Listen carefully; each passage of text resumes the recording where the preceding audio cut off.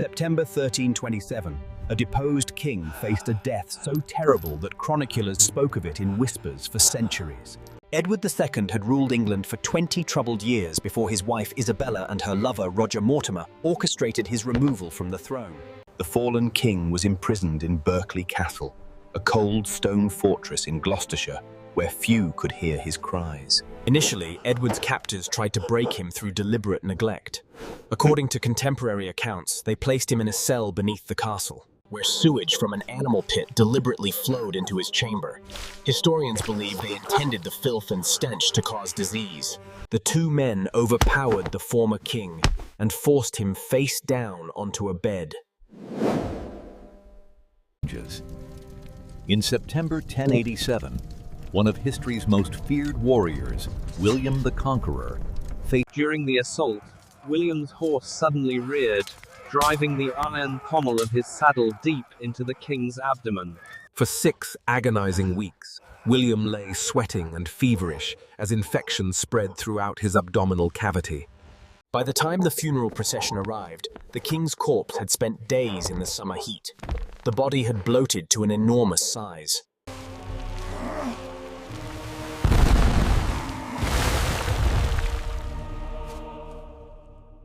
On February 21, 1437, the tranquility of the Dominican friary in Perth was shattered by the sounds of violence.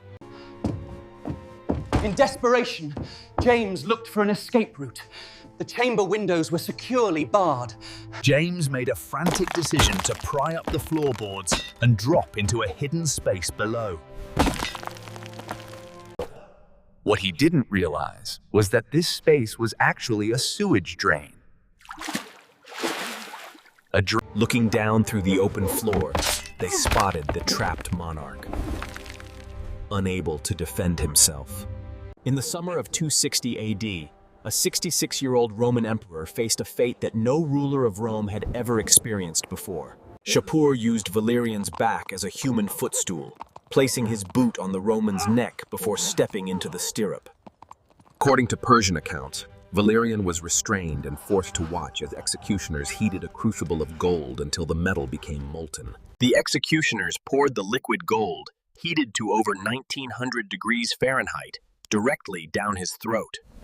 Charles II, just 38 years old, had been dying since the day he was born, the product of generations of royal inbreeding. The physicians who examined him wrote that his body did not contain a single drop of blood. His heart was the size of a peppercorn, his lungs corroded. He had a single testicle, black as coal. In 4 BC, the tyrant king who had ruled Judea for over 3 decades confronted an enemy he couldn't. Herod's illness began with an intense itching that spread across his entire body.